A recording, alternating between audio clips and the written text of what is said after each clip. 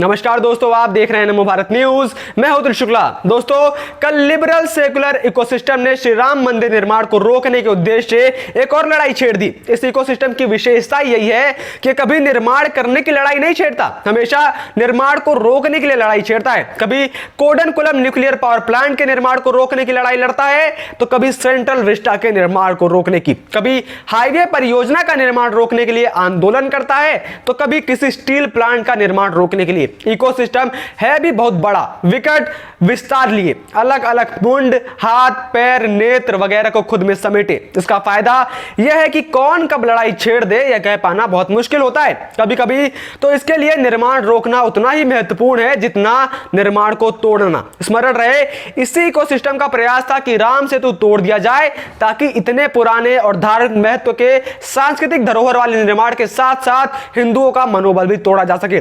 तो इकोसिस्टम ने निर्माण रोकने के इसी क्रम में कल ट्रस्ट पर कुछ जमीन की खरीद को लेकर आरोप लगाते हुए कहा कि 15 मिनट में जमीन की कीमत 2 करोड़ से 18 करोड़ हो गई। इस इकोसिस्टम को पता है कि यह आरोप टिकने वाला नहीं है, पर उनका उद्देश्य अनायास एक लड़ाई खड़ी कर देना है। उद्देश्य यही है कि आरोप लगाकर हिंदुओं के मन में ट्रस्ट के विरुद्ध एक संदेह पैदा कर दिया जाए, और जब इनके ऊपर कोई कार्यवाही की मांग उठे तो यह लोग माफी मांगकर पतली गली से निकल जाएं। लेकिन इस बीच इनका जो मकसद होता है वो तो पूरा हो ही जाता है, जो कि जनता के अंदर संदेह उत्पन्न करना होता है। और इस वजह से इस बार इन लोगों के ऊपर सख्त से सख्त कार्रवाई की मांग की जा रही है, ताकि एक एग्जाम्पल को सेट किया जा सके और सभी को यह पता चल सके कि कानून कोई खेल नहीं है और ना ही हिंदुओं की आस्था, कि कोई भी ऐरा गैरा कुछ भी बोलकर चला जाएगा जब उसका मन करेगा। आखिर अब क्या है पूरा मामला, उसे जानने के लिए आप इस वीडियो को पूरा अंत तक देखते रहिए, और आप इस वीडियो को ज्यादा से ज्यादा मात्रा में शेयर करना मत भूलिएगा।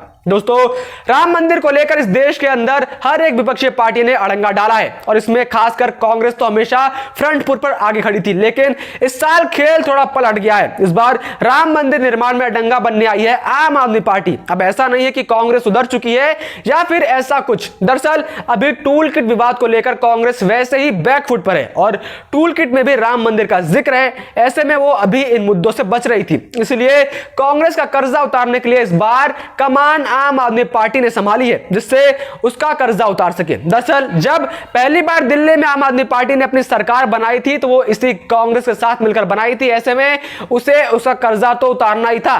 तो राम मंदिर से बड़ा मुद्दा और क्या हो सकता है, वो भी चुनाव से ठीक पहले। और इसका फायदा भी इनडायरेक्टली कांग्रेस को ही मिल रहा था, क्योंकि आम आदमी पार्टी का उत्तर प्रदेश में ऐसा कोई खास वर्चस्व है नहीं, और ना ही यह लोग वहां से चुनाव लड़ते हैं। तो ऐसा करके यह लोग भाजपा का वोट काटकर इन विपक्षी पार्टियों के खेमे में डालने का प्लान रच रहे थे। लेकिन अब खेल उल्टा ही पड़ता दिख रहा है। वहीं अब जब कांग्रेस की बात हो रही है तो आपको टूल किट से जुड़ी भी एक खबर बता देता हूं, जिसकी वजह से आज कांग्रेस की सारी हेकड़ी खत्म हो चुकी है।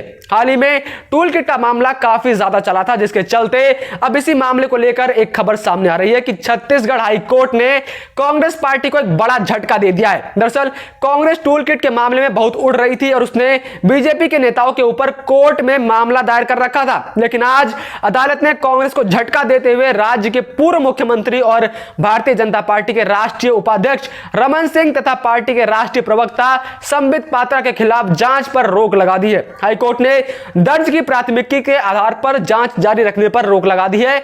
ऐसे में अदालत का मानना है कि जांच जारी रखना कानून का दुरुपयोग है, जिसके बाद आज कांग्रेस को एक और फटकार तो लग चुकी है, और साथ ही इनका राम मंदिर को बदनाम करने का सपना भी अधूरा रह गया, जो यह आम आदमी पार्टी की वजह से देख रहे थे। दरअसल माना जा रहा है कि विधानसभा चुनाव से पहले उत्तर प्रदेश में राजनीतिक जमीन के तलाश में जुटी आम आदमी पार्टी ने हिंदुओं में फूट डालने के मकसद से ऐसा जानबूझकर किया। वैसे भी इस पार्टी और उसके नेताओं का बेबुनियाद आरोप लगाने और बाद में माफी मांग लेने का इतिहास रहा है। आम आदमी पार्टी के सांसद संजय सिंह ने अयोध्या राम मंदिर के लिए जमीन की खरीद में घोटाले का आरोप लगाया। कुछ ही घंटों में यह साफ हो गया था कि उन्होंने तथ्यों को लेकर गुमराह करने की कोशिश की।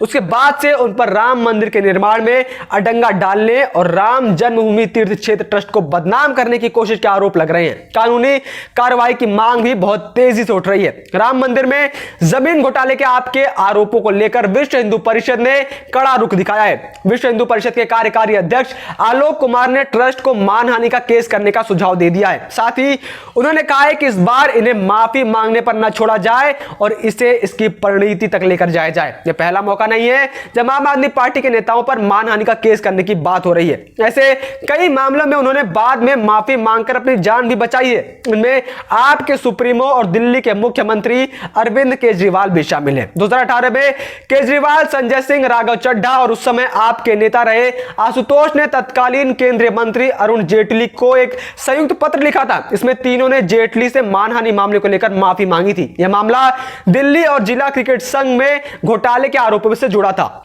आप नेताओं के गंभीर आरोपों के बाद जेटली ने दिसंबर 2015 में केजरीवाल और अन्य 5 नेताओं के खिलाफ पटियाला हाउस कोर्ट में आपराधिक मानहानि का दावा ठोकते हुए 10 करोड़ रुपए का केस किया था। हालांकि आप नेताओं की माफी के बाद जेटली ने केस वापस ले लिया था। 2018 के मार्च में केजरीवाल ने इसी तरीके का एक पत्र लिखकर केंद्रीय मंत्री नितिन गडकरी से माफी मांगी थी। इसमें कहा गया था कि हम दोनों अलग अलग दलों में हैं। मैंने आपके बारे में बिना जांचे कुछ आरोप लगाए जिससे आपको दुख हुआ होगा, इसलिए आपने मेरे खिलाफ मानहानि का केस दायर किया। मुझे आपसे निजी तौर पर कोई दिक्कत नहीं है, इसलिए मैं आपसे माफी मांगता हूं। इसके बाद गडकरी ने भी आप नेता को माफ कर दिया था। केवल बीजेपी नहीं, अन्य दलों के नेताओं से भी केजरीवाल इसी तरीके से माफी मांग चुके हैं। केजरीवाल ने कांग्रेस नेता कपिल सिब्बल और उनके बेटे अमित सिब्बल पर भी आरोप लगाए थे। मानहानि का मुकदमा होने पर उनसे भी माफी मांग ली थी। 2017 के पंजाब चुनाव के वक्त केजरीवाल ने विक्रम सिंह मजीठिया पर ड्रग्स के धंधे में संलिप्त होने के आरोप लगाए थे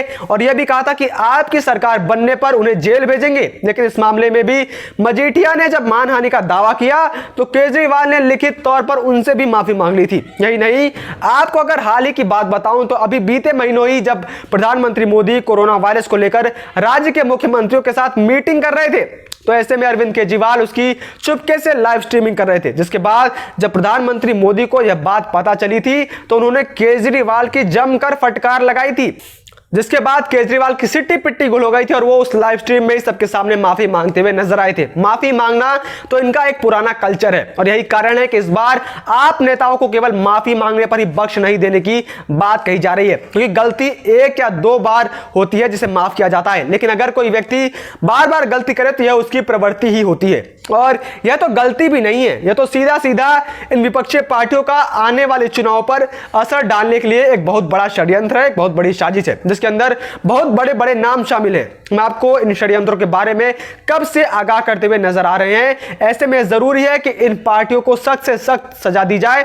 हो सके तो इनकी पार्टियों का रजिस्ट्रेशन या फिर कुछ सालों तक इनसे चुनाव लड़ने की शक्ति ही छीन लेनी जानी चाहिए, जिससे भविष्य में कोई इस प्रकार का बेबुनियाद आरोप किसी पर ना लगा सके।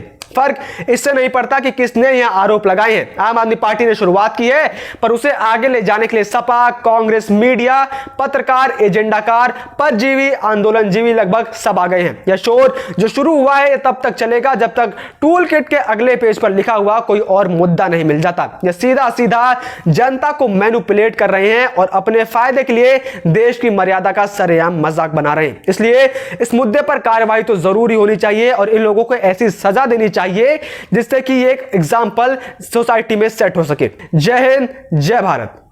वीडियो को लाइक, सब्सक्राइब और शेयर करना ना भूलें। अपने विचारों को कमेंट बॉक्स में लिखकर हम तक जरूर पहुंचाइए।